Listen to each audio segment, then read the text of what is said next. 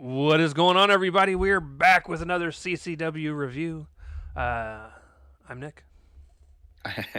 Wow, that was different. I'm Joe.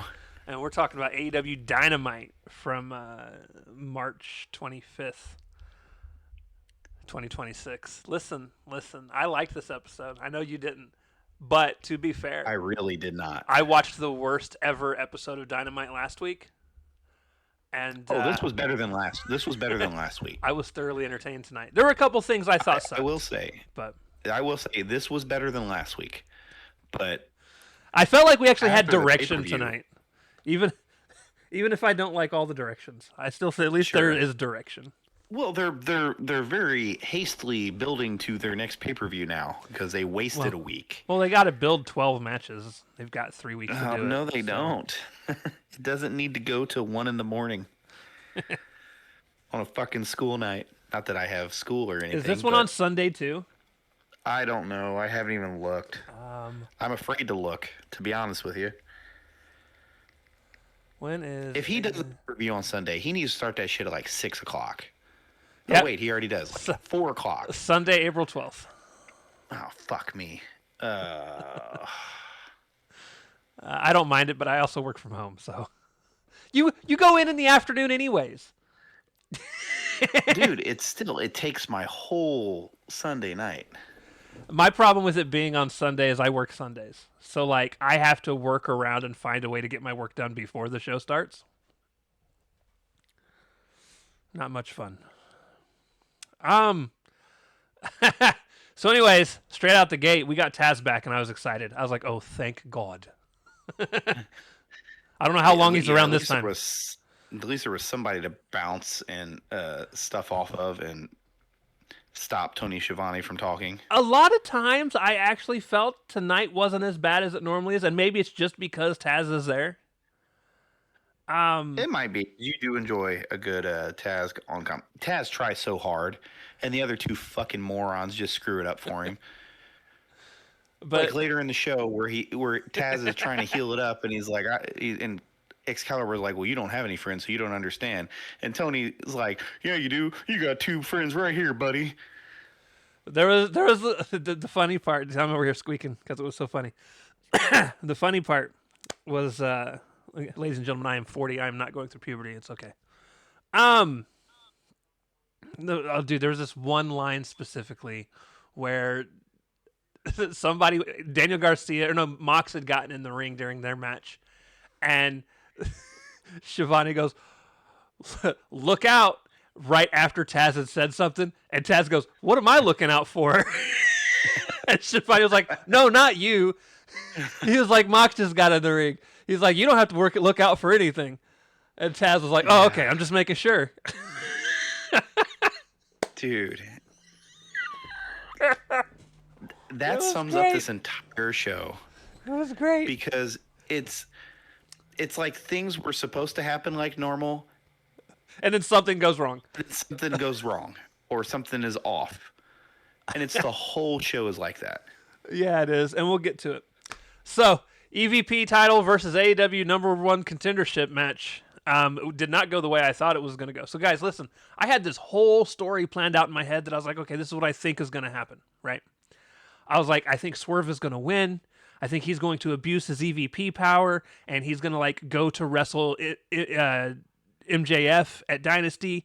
He's going to lose the match, but as an EVP, he was going to be like, no, we're restarting the match. Like, I had this all planned out, right? You were totally fantasy booking the hell out of that. Yeah, I was. But I was doing it in a way that I was like, it would be different and really cool. And, like, you know, he abuses his power. He's going for the traditional babyface versus heel. Right. But, like, I was like, you know, he's gonna force his hand. He's gonna restart the match. But then he's going to be like, oh, it's no DQ, and then smack him with a weapon or something stupid. Who knows? Grab him with a chain, fake punch him with a chain, whatever. And then, like, he was going to win, and then, you know, then we would get at All In, All In. It was going to be Osprey versus Swerve because like I feel like that would actually be a really good comeback around to how everything went because last year at All In they tagged to take out the EVPs and for it to come full And then it would circle. take Osprey Swerve taking his EVP from him. Swerve not just taking the title, but stripping him of the EVP title, period, and then there would just be no more EVPs, and we would never have to deal with this shit ever again. If only. However, that is not what happened. So, uh,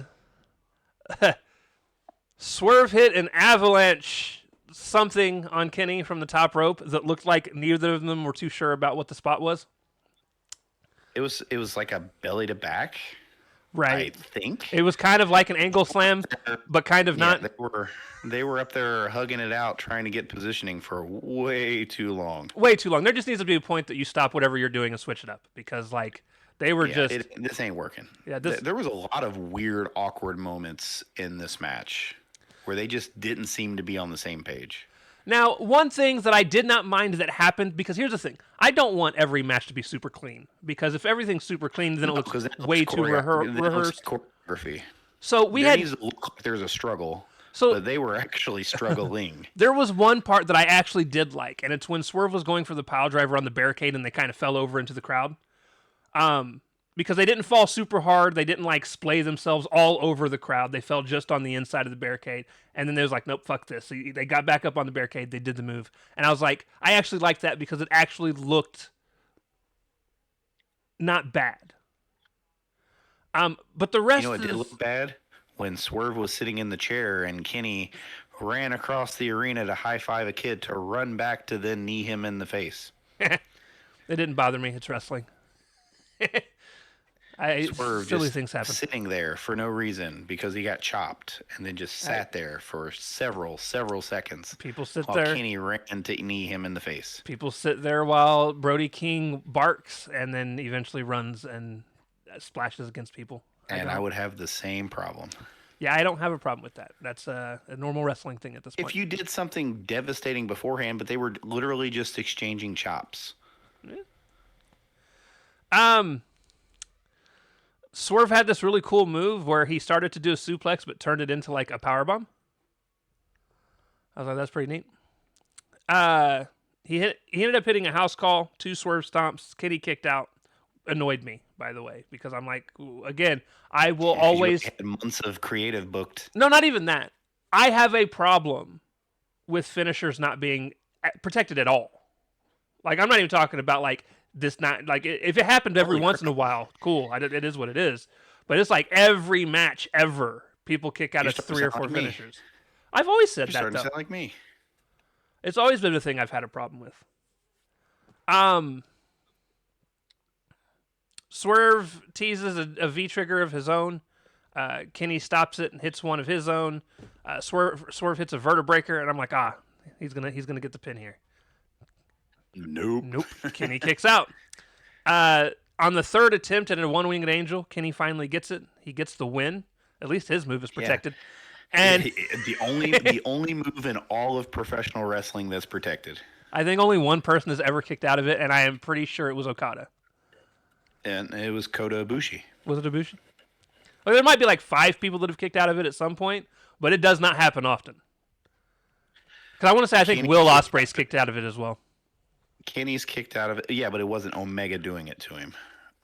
Only 2 people have kicked. Well, because they had that match where he dropped him on his fucking neck. I don't think Ospreay kicked out.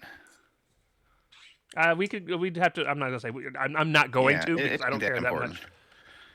It's very well protected though compared to everybody else's finish. But yeah, Kenny won.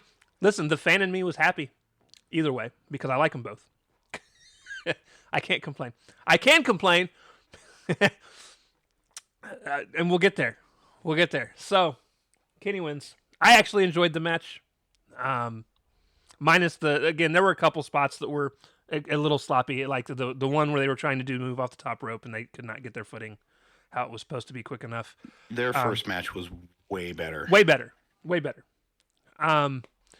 There was another point where Swerve went to go do a move and was just a little late onto getting to do the move in the ring. It was off of a rebound off the ropes. It looked a little awkward. But otherwise, I mean, like I said, I enjoyed it. The other one was better, but you know what? When you've got anywhere between 2 to 12 matches with somebody, some are going to be better, some aren't.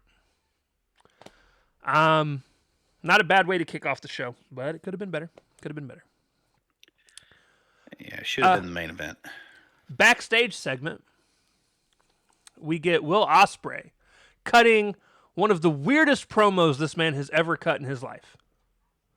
I hate how it was shot. I hate everything about it. So, I don't...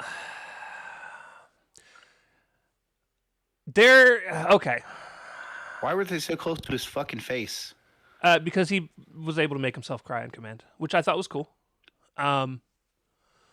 So I liked the idea of seeing the more emotional side of Ospreay. I just don't hope we see it ever again. Because for me, this one character, never do it again. For me, my favorite version of Ospreay is the one you can't stand. The one that goes out, gets in the ring, is super fucking hype, is bruving all over the place. Like, that's the promos I like from Will. Because it feels like that is his character. He's just a down-to-earth, he could be your buddy type dude.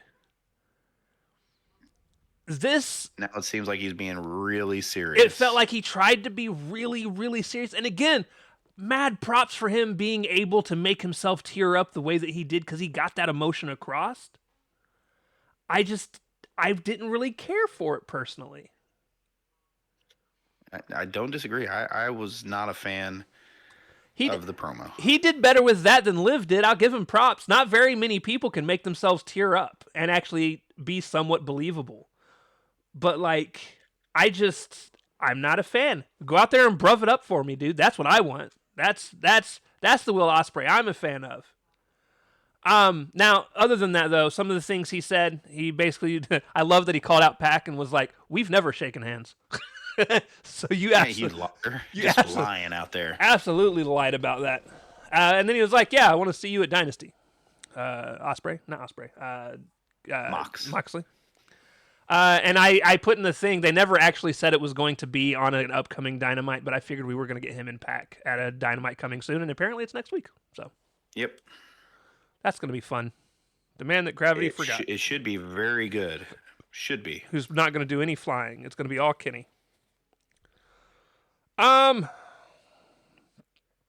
Backstage. Oh, I just read that. My bad. Overall, I already said that. That's like I don't like his. I don't like his backstage. It should be the. It's called backstage. 6-man match, right? Match 2, Death Riders, which consisted of Mox Garcia and Marina Shafir versus Skyflight, which was Zeta Steel, and Top Flight. Zeta, yep. Dante and Darius Martin. I love Top Flight, dude. I just wish they wouldn't have gotten stuck with the people they got stuck with. Not meaning Zeta. Not meaning Zeta. I'm talking about the SCU part of fucking Skyflight that I don't need in my TV ever. You just don't want to see CD and Scorpio. Dude, Scorpio had been off TV for so long, and I was like, man, he's gonna let his contract run out, and I won't have to watch him on AEW ever again. And then he started putting him on TV, and I was like, fuck. I'm not a dude. SCU really ruined all three of them guys for me. I was a big Kazarian fan, and then I saw the SCU shit, and I was like, I fucking hate them. I hate them all. I hate it. I liked SCU in the moment when they were doing their shtick before AEW happened, and then AEW beat it to death. Oh, dude, see, for like the being the elite stuff, they were pretty funny in being the elite. I saw, like, my first experience was the opening of the very first pre-AEW All In. They were the first match, and they came out doing their fucking, like, kind of half rocker gimmick, even though they weren't really rockering, but it was like Christopher Daniels with the mic stand and the fucking mic. And I was like, dude, you look fucking stupid. Like, you look dumb. I would rather see you have an ankh painted on your fucking forehead. Like, hey man, it was cool for 2018. No, it was not. It wasn't even cool for 2003. Stop it. Anyways, I do like Kazarian now that he's not with them anymore, though. So you know, Yeah, all Kazarian can work. all three. He's a worker. I was a big fan of Kaz back in the old school TNA days. Yeah, he's always been a great worker. Back when he had What's hair. not to like? Well, when he had longer hair. I keep moving. Okay, so we get into this match. Dante and Zaguri Shafir, which made me happy. Yep, that Listen, was funny. I am not all about like, oh, male on female violence, and I don't care. But if you're gonna have mixed tags, I would like to see more of them going at each other. And it's not because I want to see men beating up women, women beating up men. I want to see them beating up each other. Like they're wrestlers.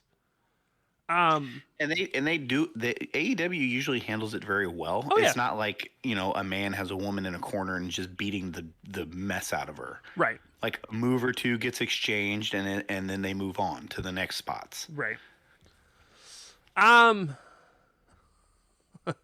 Dante and Darius hit this really cool double underhook DDT tag team move.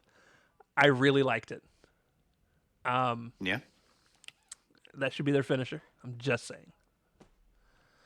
What about a double razor's edge? How would you like that? Fuck you, Joe. I couldn't help myself. Sorry. That's not even a double razor's edge. That's a double let me lay you down. Well, they try. If they just made it a choke slam, just double choke slam people, and put some stank on it. They lay down that fucking Gates move, whatever they fucking call it, like fucking Priest does choke slams, very gently. Very politely. Yuta ends up taking out Christopher Daniels on the outside of the ring, and then Zayda Steel took Yuta out. Which was funny. Hell yeah, it was. Darius got put in the sharpshooter by Garcia, and then Mox came through, did the stomp on him. Garcia got the pin. They got the win. I actually really liked the match. I thought it was very well wrestled between the six of them. I had nothing was wrong with the match. Other than the fact that the Death Riders were there. Other than I am burnt out on the Death Riders, man. Like a couple weeks away for them would probably do them some good, at least in my mind. Please go away for a little bit. Yeah, they don't bother me. Not all that much. They were back when Mox was champ. Actual world champ. I don't give a fuck about the Continental Championship. At least he's carrying that one around. Yeah, it's not in a briefcase. So, post-match, Mox gets a mic and cuts one of the goofiest baby promos ever. Not baby face, ladies and gentlemen. Babied promos. Basically, he says it's not nice to say mean things about people on TV. He knows that Ospreay's upset, but it's not even personal for the Death Riders. But if he wants a big fat grudge match at the pay-per-view, he can have it. Just don't let your mouth get you in trouble. Dude, I laughed because he talked to him like he was a fucking 7-year-old. It was great. It was fantastic. Yep, it was great. I love this side of Mox. Match 3, Speedball Mike Bailey versus Rocky Romero. It happened. Yeah, it was a match. I It may as well have been a squash. I love Speedball. I don't care for Rocky. And the reason I don't care for Rocky, this match is it. Like, this is every match Rocky is ever in. He finds some way to break up just enough space to do his stupid slide on his knees, and then he eats shit for it. Yep. And that's his whole shtick, is just eating shit for taunting. And he's the guy there to put other people over. Yep. No, I'm fine with people being there to put other people over, but even like the sliding on the knees thing ain't even funny. Like, it's just like, this is stupid. It's worn out. It's worn out. So I didn't care much for the match. It was just mostly Speedball kicking him. He did miss the knees at the end. Did a couple kicks and then missed his knee thing, but the camera was set up behind him, so he won. And I'm wondering if he missed his kicks on purpose, or not his kicks, if he missed his knees on purpose, since he injured Josh Alexander with it. No, I think he just legit missed it. No. Thankfully, production was behind the opponent, so it didn't look as bad. Only because he would have had to have found a different finisher if he was worried about it. Because you still need to connect with your move no matter what it is. Well, he should have just done the kick and been done. In ring segment, MJF comes out, and this whole fucking thing was weird. Boy, wasn't it? So, and this is where, so MJF comes out. He brags about beating Hangman. He had one of the funniest moments I think I've ever heard from him, at least this year. I won't say ever, but this dude, yes, ever. He dragged on the ever for like 45 seconds, a long time, forever and ever, and I'm not gonna do it. Please don't. But he's like, I'm the champ. No one deserves it more. And then he was like, so I'm going to give you 2 catchphrases because I deserve it. And he does. And then Kenny Omega's music hits, and he comes out still in gear. And he tries to make fun of him straight out the gate. And it was like, sorry for stinking. I did just have a match tonight. I don't know what your excuse is. And I was like, that's like, are you 5? Lame and juvenile. Are you 5? And he's like, I'm the cleaner. I'm the best bout machine. And the fans proclaim me as the god of pro wrestling. He's like, I was Don Callis and Don Callis alone. He was like, but it does make sense for the pay-per-view to be the god versus the devil. He was like, when we wrestled last time, you did beat me, but at the Easter pay-per-view, you beat me, less. Right? You beat me when I was only 60 to 80% of who I am, but I'm back to being me. And MJF was like, all right, you're on for Dynasty. He says he refuses the handshake, just walks out. Completely walks out. Kenny bids us all adieu. And here's my problem, and this has been an ongoing problem. I love Kenny Omega as a wrestler. I really wish he had someone to talk for him. I can't count on too many fingers how many promos Kenny has cut that I've really liked. He used to be so much better at promos. He's got this so much better. He's got this soft voice, and here's what I want you guys to understand. When I say soft voice, I don't mean Brock Lesnar squeaky soft, right? He still sounds like a normal person. Yes, Brock does not sound normal. But it's just very calm and collected. Like there's not much energy behind it. He's very Canadian, man. What do you want from him? To cuss a motherfucker out if he's got to. I don't know. Something. Like... He's too polite for that. Like, maybe he needs to tag team with Will Ospreay after Will Ospreay's done crying, and then Will Ospreay can bruv all over the place for him. No, because then Kenny would be there crying with him, because Kenny has empathy, unfortunately. That's why I said after. 2015 to 2017 Kenny Omega. And we're never going to get that again. But, like, he didn't have any punchlines. He didn't have any... Like, look, I'm not expecting... Fire. There was no fire. I'm not expecting, like, Punk and Roman levels of, like, mic heat, okay? You mean he's not going to accuse MJF of being covered in jizz? I mean, he probably could. But, look, I was about to go to a dark place. We'll keep that to myself. But I don't know. It was just a weird. It just felt weird, and we're not done with Kenny being weird, by the way. No, we got way too much Kenny tonight. He'll be back a couple times. So 3 fucking segments. Well, he had the match, and then he came out for this, and then he has a segment later. Yep. And then we get a backstage earlier today, which was absolute bullshit because Renee was wearing something completely different. So this was taped. Uh-huh. I laughed so hard. We got to stop trying to lie to people blatantly, okay? Well, I mean, they do change for TV, wrestling. So... No. I am pretty sure if we go back and watch something from last week, I am pretty sure this is that outfit. Like, or maybe they were on the road and did something, or something. I don't know. All I know is it was definitely not the same thing she wore today. And, but she's with Cajun Cope. Yes, I called him Cajun Cope. And Christian goes, good man. Chris just says, not only did you go as Spike Pile driver Adam's lovely wife, you had the audacity to come back and Spike Pile drive me. Drive me. And then he just walks off. Then he just walks off like he's the most important thing in the room and just walks off. I love Christian so much. And the look on Cope's face, he was like, huh? And he's like, what an asshole. He goes, what an asshole. He's like, but I know of two bigger assholes. And then Cope actually cut a pretty decent promo as far as like, hey, Kenny, take some notes. But Yeah, talking's never been Cope's problem. Sometimes it's talking too much, though. Yeah, sometimes it's talking too much. But this was a pretty, that's probably why it was recorded. He was able to cut it down to what it needed to be. Yeah.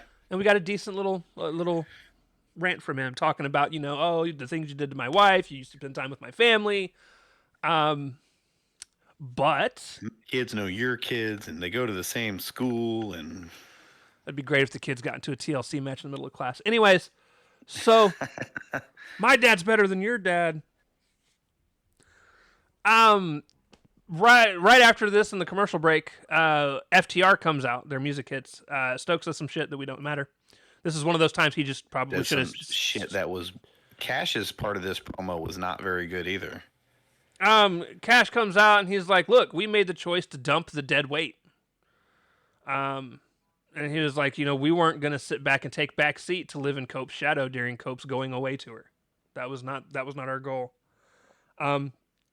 He says, "Yeah, everything you said was right. I stayed at your place. We ate food with you guys. Our kids, we're friends." He's like, "But this isn't 2009 anymore.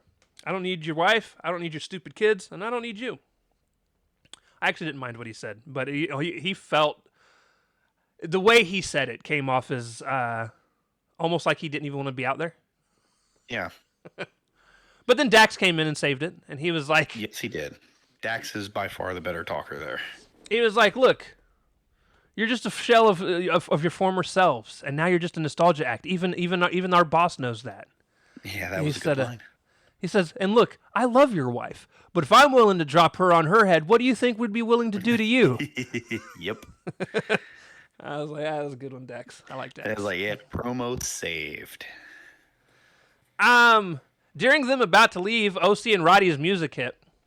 And as they're coming to the ring, FTR was not thrilled. So they come up and start arguing with Cassidy. I believe it was Stoke that had kind of pushed, or he shoulder bumped Cassidy as Cassidy was walking down the ramp. And Cassidy did his super light slap that he normally does with people in the ring. And then FTR got super offended and pushed him. Yeah, FTR got super offended and pushed him. Roddy came like he was about to take out FTR on his own. Fucking Roddy joining the conglomeration makes me so mad. Refs, they come and break it up, and we get ready for the match. And for those of you that didn't watch Collision, Roddy is officially conglomerating. Yeah, and he wore a shirt and everything. And he straight up was like, it was a problem I was going through. I was my friend left, and I didn't know what to do, and I was mad at everybody. Where the fuck's your friend? When's he coming back? Yeah. Please let us. What's wrong with him? Pick a friend. I'm talking about both of them. When are they coming back? One of them is never coming back. You don't know that. Listen. That man Chugs could come back, man. Chugs just needs to announce. I didn't think he was too bad back when he was doing it in between matches and stuff. I think he'd be fine to sit tableside, and he could argue with people because he used to wrestle. He could be a manager. He doesn't have to take a bump. Some managers do, though. I mean, look at Christopher Daniels today.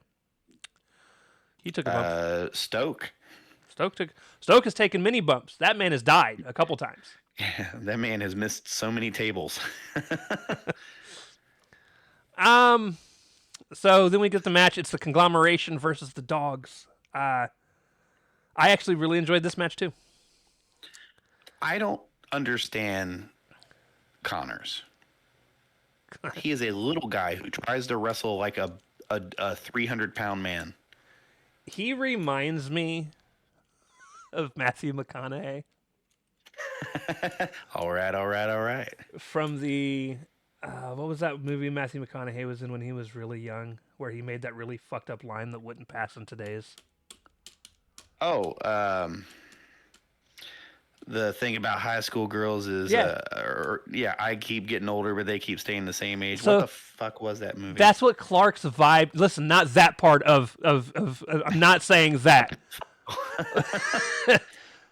But the whole demeanor that his body language is and stuff like that, that's what it reminds me of. Every single time I see him. And it cracks. I sadly can't disagree. I like him. But it's I don't understand him. He's 180 pounds trying to wrestle like he's twice that size. they're dogs. Woof. Um, Bow wow. Bow wow. so But I like David Finlay though. I like them both. They're fun. I'm glad they won here. If I'm being honest, I thought they were going to lose. Honestly, I did too. But I think their victory. Well, number one, they have been jobbed out until now, and I think that is completely unnecessary. But Roddy, I guess they're there to put people over. I get it, but I don't know. This is where conglomeration curse is. This is where your is already fandom biting Roddy. where your Yeah, I fandom is know. kicking in more than the analytical side of it. My love for Roddy is blinded me of the thing. But yeah, they needed the dogs needed the win. We're- Because Gabe Kidd has been jobbed out. They lost every match they've been in up to this point. They needed the win. Right. But no, I actually really liked the match. They hit their high low, which they could do a different high low. I really don't want to see Clark I Connors don't do a like spear. their high low. Don't do a high low. What did you think of their tag team move? The full clip, it was neat. Yeah, it was no doubles razor's edge or anything, but Yeah. Look, listen, it's better. I'm going to bring that up every time In we fact- talk about a tag team move. It's better than that. It's better than two birds, one stone. What's the two birds, one stone? That's the Brawling Birds finishing move name.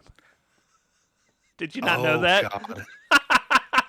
I didn't watch that collision. I didn't watch that part of collision. They've said it the last 2 weeks. I'm like, listen, super creative name for a fucking move, but I hate it. Oh, is that what they call the heart attack thing they do? yes, it's the two birds, one Oh stone. no! Boo that team! Boo! Boo!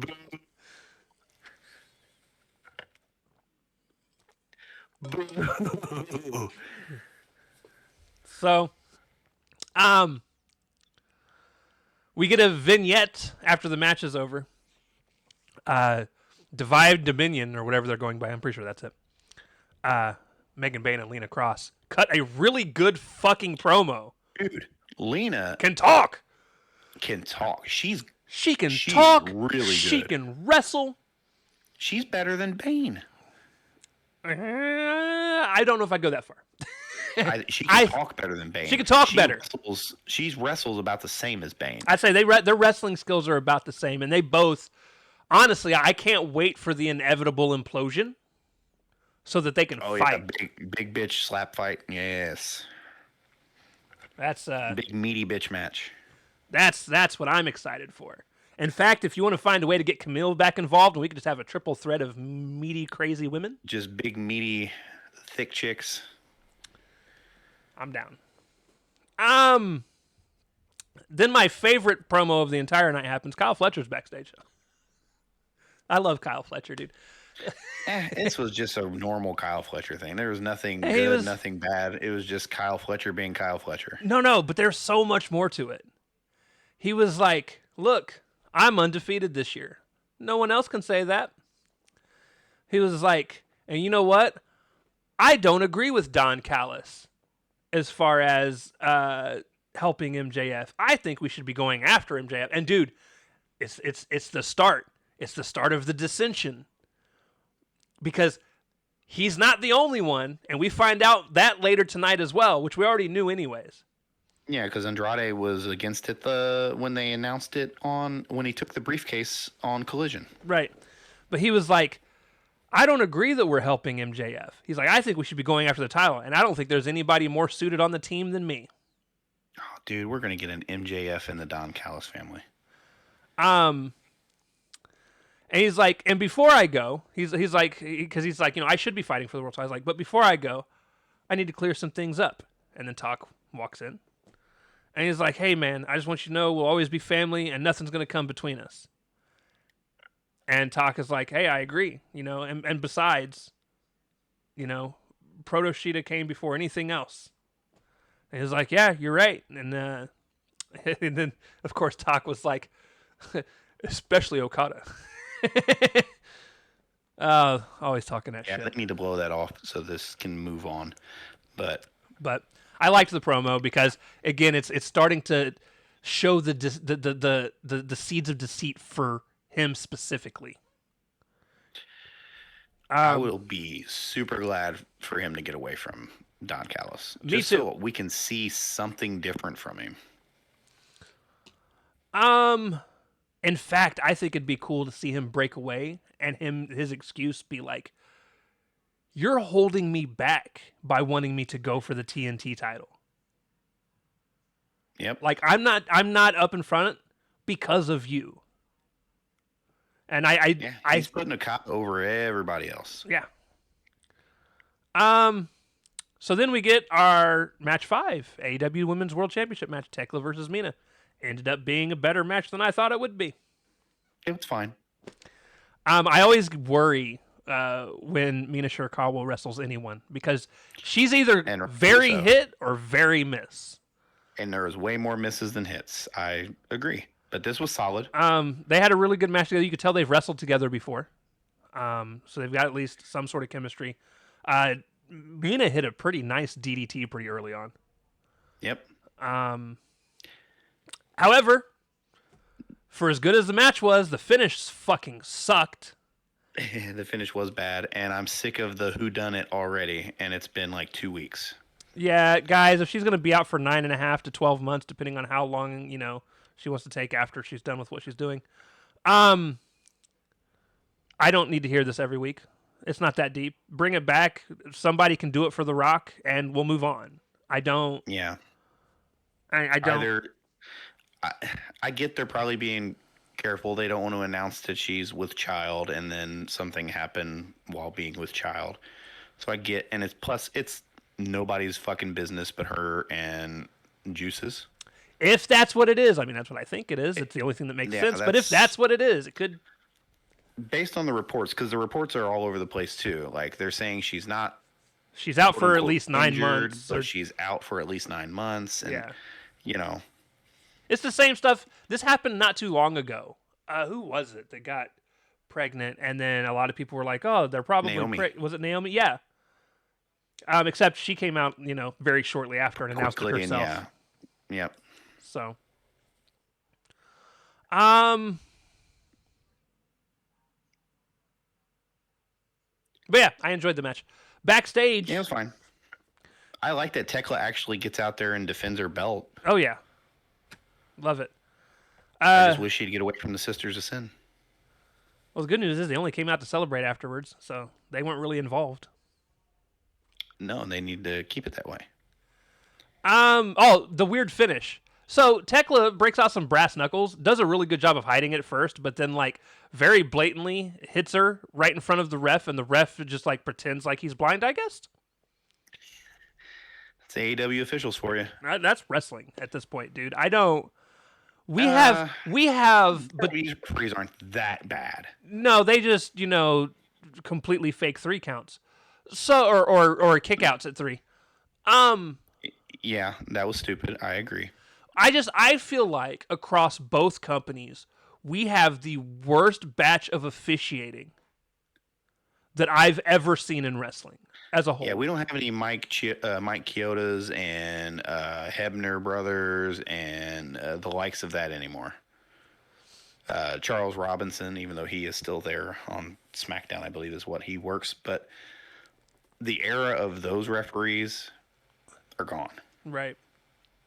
And even sometimes when things would happen, it would be because like there was a storyline reason for something being allowed. Like you'd find out that the ref is really just a heel ref or whatever. Weird shit. Oh, that's some Nick Patrick and the NWO type shit. Yep. So, anyways,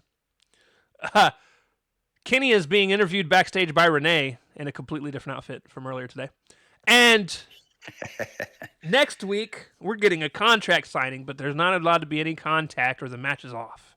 Yeah, no physicality. And Kenny's like, "Yeah, it's my time." Speedball comes in. I loved this part. I know you were like annoyed, but like, so Speedball comes in, and he's like, "Hey, look, I just wanted you to know I support you. Thanks for being awesome. I would really like a shot if you do win."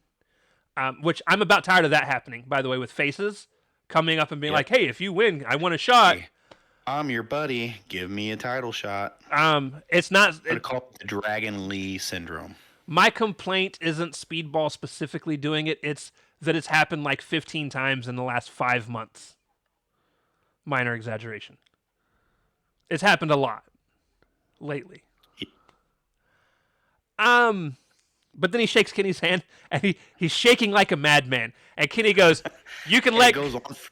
It goes on for far too long. Kenny goes, "You can let go, pal." And as the screen's fading to black, Mike Bailey goes, "I don't want to." It was weird.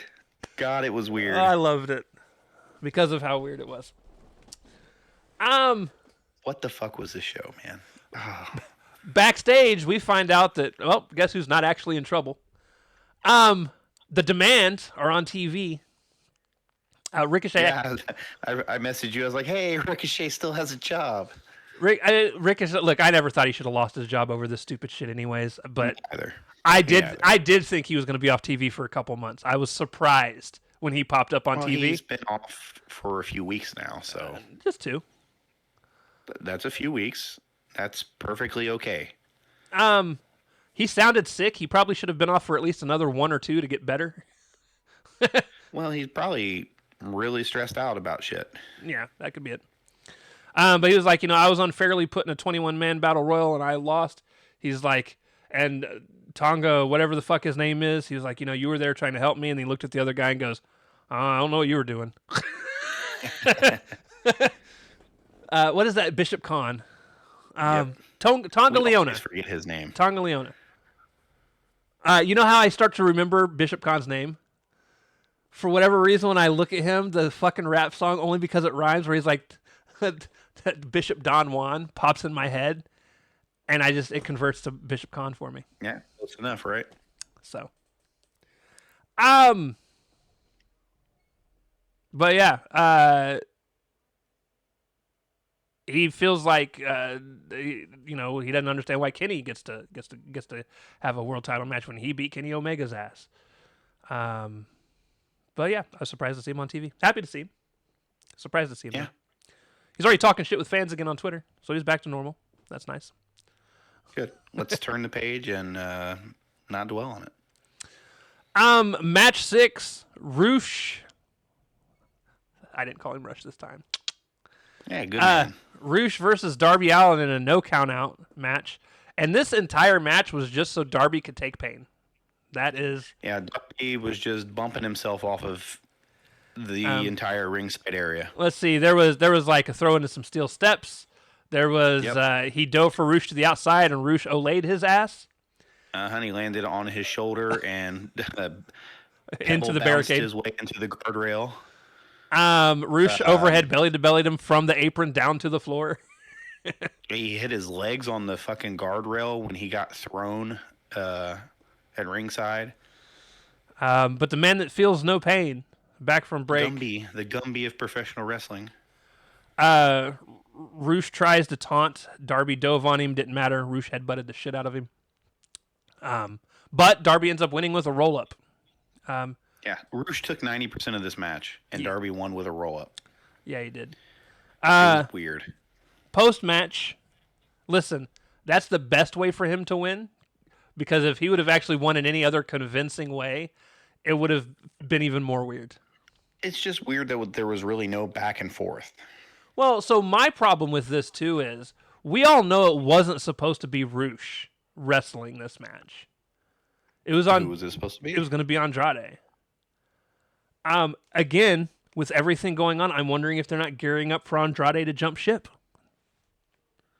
Because so tonight, after the match, Darby is like walking up the ramp in celebration, and out of fucking nowhere, Mark Davis pops up, pile drives him on the ramp. Pile drives the shit out of him. A little gut wrench pile driver. And then him, RPG Vice, and Lance Archer dismantle him inside the ring. And the entire time this is going on, Andrade Is like, looking what the like fuck are we Hispanic, doing? looking like Hispanic Inspector Gadget in his trench coat and hat out there going, why? Why are we doing this? Why are we working with MJF? Yeah. This whole Don Callis wanting money thing is gonna fuck around and break up the family, and I'll be so excited. They've done this before, though, and it just keeps going. I don't know. This was a weird show. I'll be happy if Andrade breaks away. I didn't think Andrade should have been with him in the first place. I would rather see Andrade in the ring with Roosh and the rest of the LFI, minus Sammy Guevara, tearing it up, being their own faction. Right. Honestly, yeah, I don't know where that was going. So, I enjoyed the show. I am curious, by the way, where the Rascals have completely disappeared off to. Collision. They weren't on Collision last week. Well, they just missed one show. It was 2 shows for 1 week. There were 2 shows. Were they at the? I don't remember them wrestling at the PLE either. No, they were not at the pay-per-view. Or PPV. I said PLE. Were they in the Battle Royal? I don't think so. I don't know. We'd have to look. Either way, they're not a main event act, so they're going to be away. Maybe they were doing ROH this week. They could have been. But no, listen. And then they announced Ace Austin versus Ciampa. Yes, that's gonna be a good that match. should be really good. Austin can come in, do his crazy shit, and bump for Ciampa. It should be a really good match. Oh yeah. That'll be a good match. And then there's another Collision match. I think they announced they've already. Well, so we've got 3 matches for Dynasty coming up already. We've got the tag title match with FTR and Cope and Christian. We've got Kenny and MJF for the world title. And we've got what was the other one that they just set up for tonight? It's another title shot. Mox. Yeah. Ospreay and Mox. Oh yeah, it's not even a title shot. That's right. It's just Mox, I guess, isn't defending his title for this match. No, it's just revenge for breaking Ospreay's neck in kayfabe. Right. Maybe you'll get lucky and they'll kayfabe break Mox's neck, and he'll have to be off TV for a while. Let the man take a vacation. Like, I don't want him to be hurt. I like Moxley as a person. His character in his group is driving me crazy, though. How can you dislike somebody that says woof? Woof. Instead of wolf. Have you seen that? Are you the one that sent me it? I don't think I was the one that sent it to you, but I've seen it. Must have sent I've it seen to it me a couple times. She cackles so loudly at it, and you could tell he's annoyed, but he understands that it's actually funny. But she just cracks up laughing at it. We need to give Mox enough time off TV to get his tooth fixed. While he's at it, take Ospreay with you. He needs his whitened, and those fucking things look thick as fuck too. Yep. I need to get my teeth. He looks like fixed. he's got like horse teeth. Yeah, neighing at me and shit in that close up fucking promo. Listen, bruv. I'm my next wrestling shirt I'm buying is a bruv shirt. One of those jerseys, the soccer jerseys. Oh no. Yeah, you look like you're a soccer fan. That'll go over well.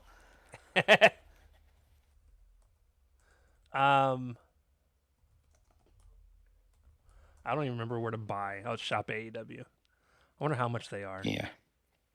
Well, with Pro Wrestling Tees distributing it to you, you'll get it sometime before the end of the year. Well, I definitely don't have time to buy it for the thing, but $70 for a Bruv shirt. Do they have them in any other color other than red and yellow, though? That is not my dig. Ooh, Hulkamania, bruv. Bruvamania.